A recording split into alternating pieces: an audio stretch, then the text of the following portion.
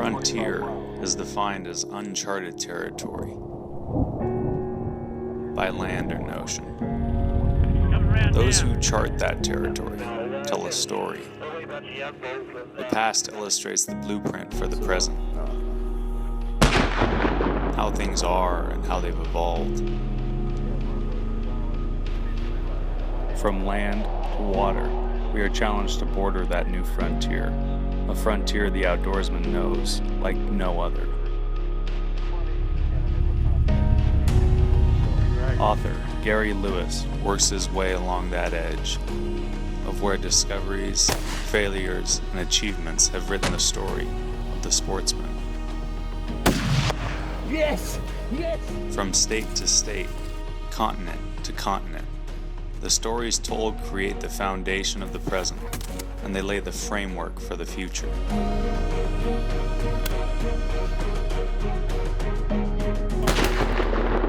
Through the muzzle fire and on the stone are stories from the edge.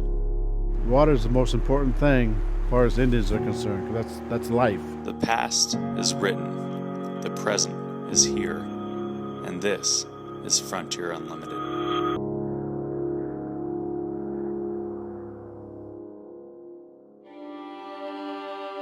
When Lewis was a boy, he liked nothing better than to bring a trout home for dinner, to put meat on the table for his family. And later, it was salmon, and then it was steelhead. It was a simple joy of helping to feed the family and friends that fueled his love for the hunt. Okay, I got one up here. He's staying in place. See if we can get back to him and gain some line back. And he has never lost sight of what the chase means to him. If all went right, Lewis and crew would get to take some meat home to sample some of the legendary tastes of North Africa. Obviously, one of them saw something they didn't like. They moved about 300 yards. I've got a trail camera here. I'm just setting it up. I'm going to leave it for probably a couple days. It's a sweet little camera. I'm just learning how to use it right now.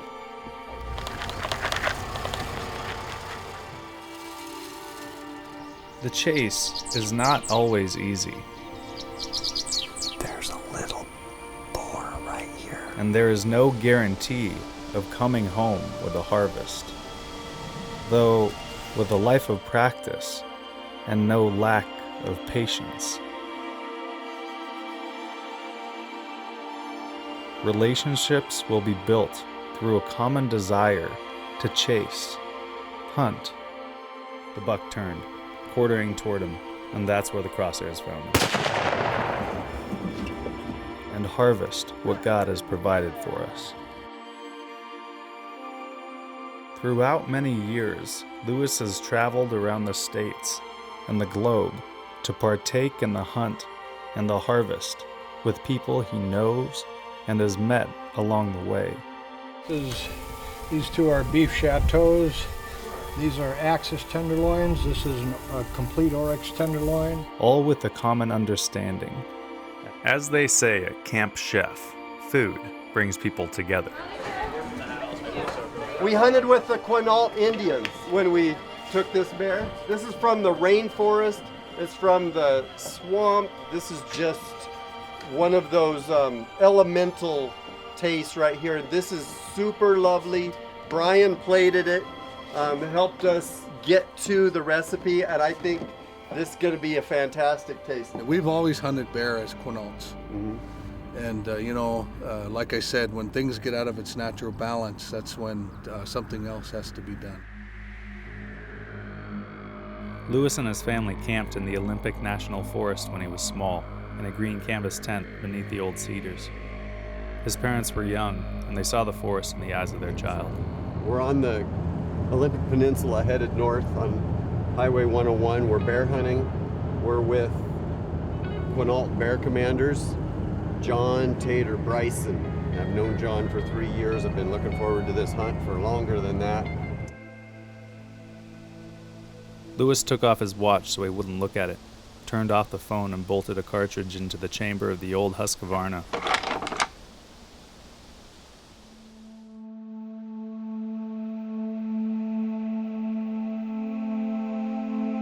There was no boredom in 8 hours. There was fascination in the play of shadow, in the water that ran down the branches during the brief squalls, in the speckle-bellied geese that flew ragged V's against the clouds. Bear coming from the left.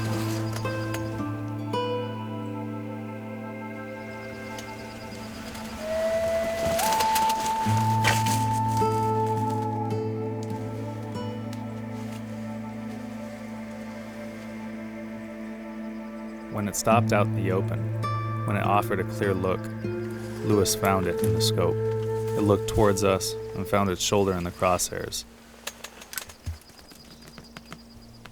And Lewis touched the trigger.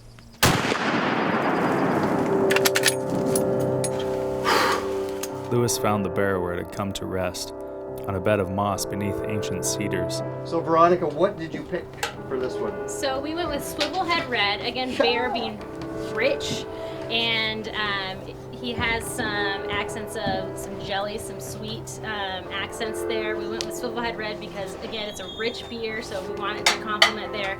But Swivelhead Red has some really cool woody berry notes in the hop character of that beer.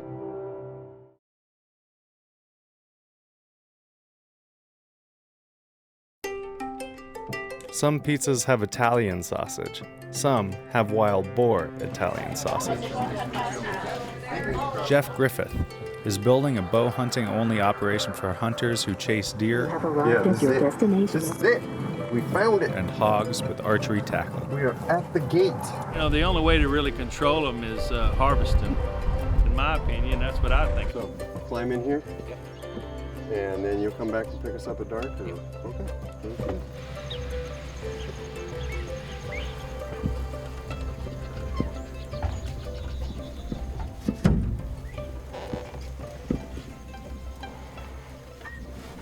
This is all right. This is all right. I don't get to hunt and stand very often like this. Right there, right there.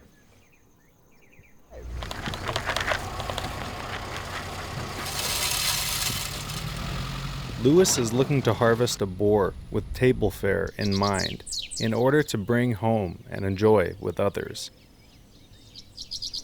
There's a little boar right here. And I might be able to get a shot at him. The wind is kind of swirling around in this area. That's what I'm afraid of. He's gone over to the side. Throughout the hunt, a white fallow buck drifted in and out of the forest like a haunting. It would show up just before dark and then vanish again. Lewis took it as good medicine.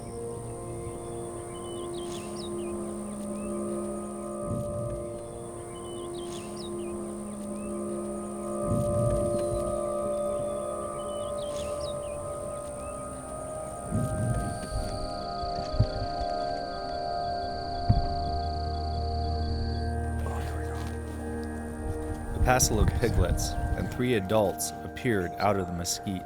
One was an eligible candidate.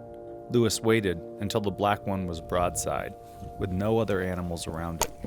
20 yards, no more.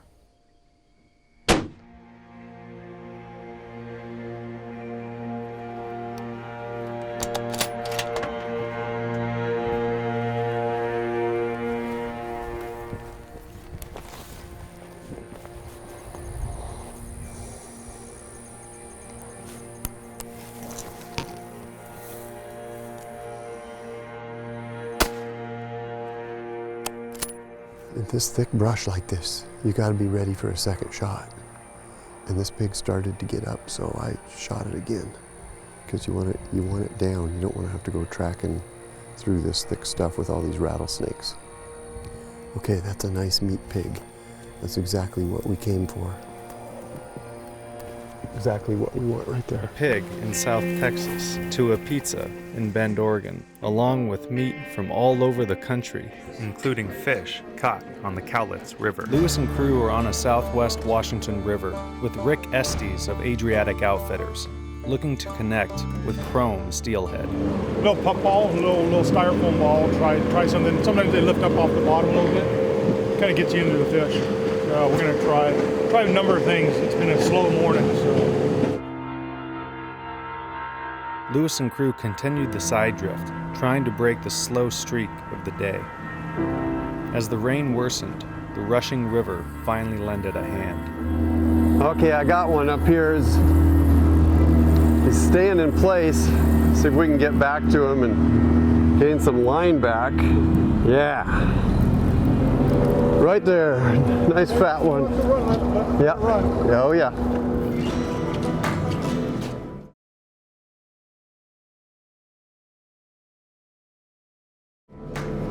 Ooh, beautiful fish.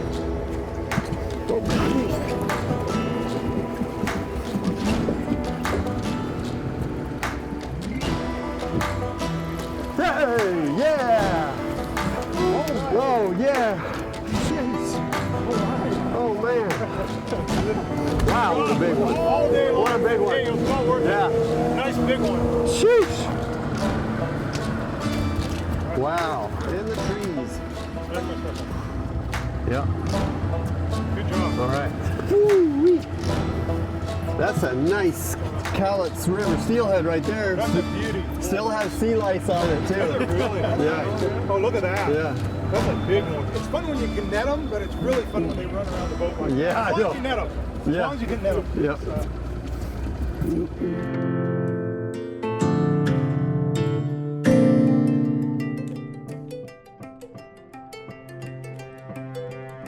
From cooking in the field, fresh caught steelhead and salmon with friends around a campfire, to bringing the bounty home to share the unique tastes of meat from all over, paired with brews that complement the wild game.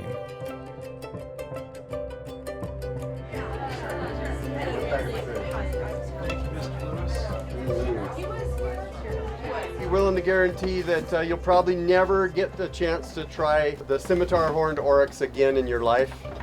Probably. This is an endangered species in its native habitat, and it was really saved for the world by Texans. In early 2016, 25 scimitar horned oryx were herded into an airplane in Abu Dhabi and made the 9-hour flight to their new home in Chad. 14 more scimitar horned oryx were turned out into the desert in early 2017. With these releases into an unfenced area the size of the state of Indiana, the scimitar horned oryx will no longer be classified extinct in the wild. But special reserves in Tunisia, Morocco, Senegal, United Arab Emirates, and Texas have kept the species alive and saved the scimitar horned oryx for the world.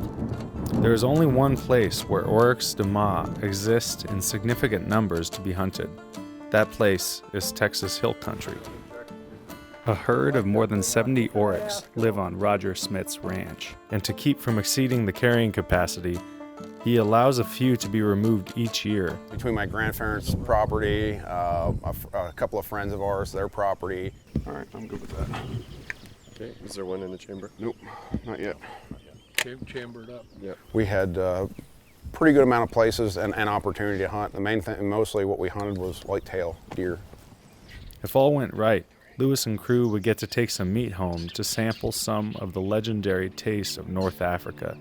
How often does a hunter get to put steaks from an endangered species on the grill? Obviously, one of them saw something they didn't like. They moved about 300 yards. And they're moving away.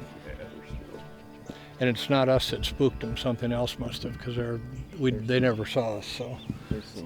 Schmidt, Lentz, Cura, and Lewis took cover behind a screen of small mesquite and eased along to get a look at a specific animal. See the one that's turned its head? See the two of them together? Yep, the one facing this way? Yes, yep, to the right, that's a good one. His horns are a little like this. Lentz waited, and then he flicked the safety to fire and pressed the nozzler trigger. Oh, good one. Good hit, good hit. I lost him. He's down. Good hit. Yeah, that was a good shot. Thanks, sir. It went very well, actually. The The trick in all of this is having the shooter pull the trigger. And Ryan did a good job, great shot. When I learned about it, I never thought I'd see one, touch one. It's about sharing not so much your hunting experiences even, but sharing your life and your family and your history and, you know, the things that we all care about so much with other people. These two are beef chateaus. These are Axis tenderloins. This is a complete Oryx tenderloin. How do you pair something with something you don't know? So what I did is I just went big. So our biggest beer is saved for the end of the night. This is our anniversary Imperial Black Beef Porter. It's aged in rum and bourbon barrels. There's a little bit of cinnamon, Dutch cocoa, and a tiny bit of cayenne. And so we're ending big.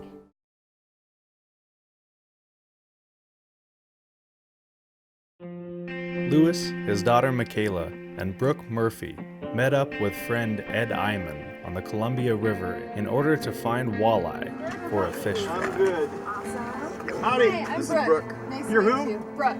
Who? Brooke. What's your name? Brooke. Okay. That'll do. Parody. Yeah. I'm not sure when the last time I fished with Ed was, but I remember the first time I went out, we were right here in the same spot, going for the same fish.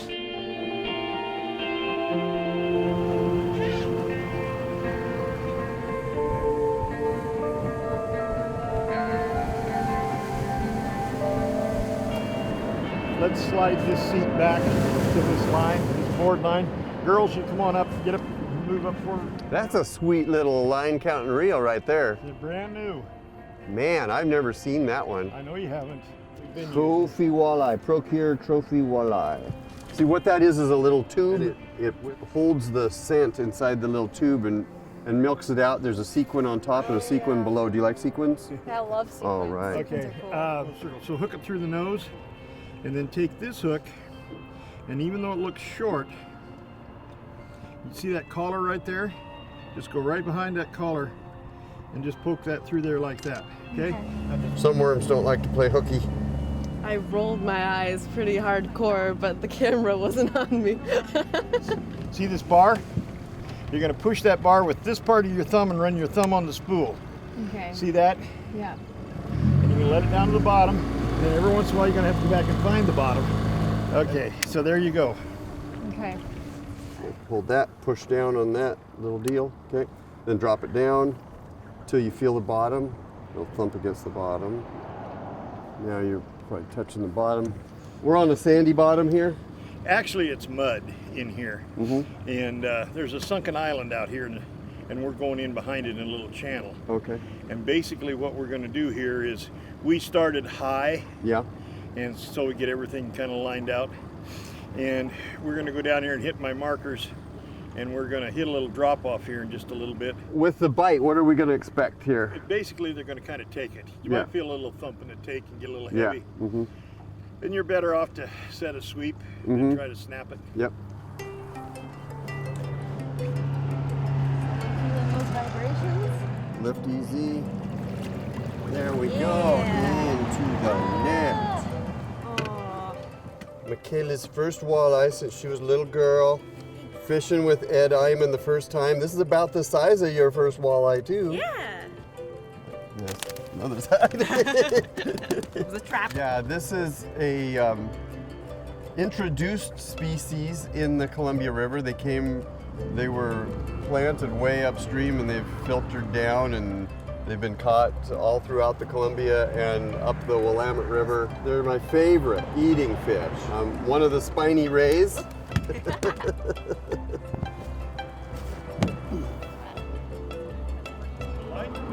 It's still having a hard time. There we go. Cool. Sweet, first walleye. Yeah. Okay, let's pull a little line out there. Okay. Good deal. We might get enough to eat after all. Hey, he's not bad. Thing worked. Looks like it could hurt me a little bit. Yeah, those little spiky things. Yeah, those hurt too if you get your fingers in there when you're trying to take these hooks out. All right, well done. Thank you.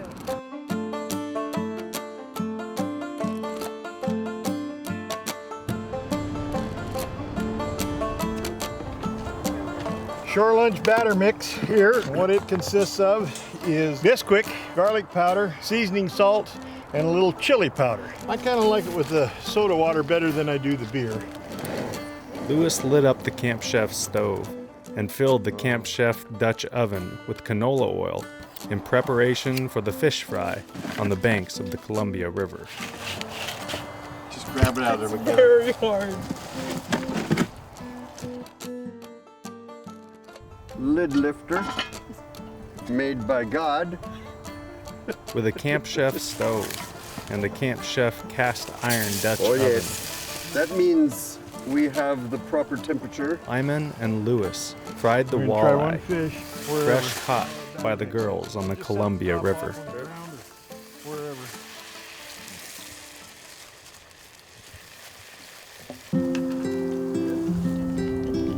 You like it? Woo! Make it a fork. As simple as a fish fry on the banks of a home river. We like that. We like that. That's what we like. Food brings people together. And so this is a forest elk. It's a Roosevelt elk.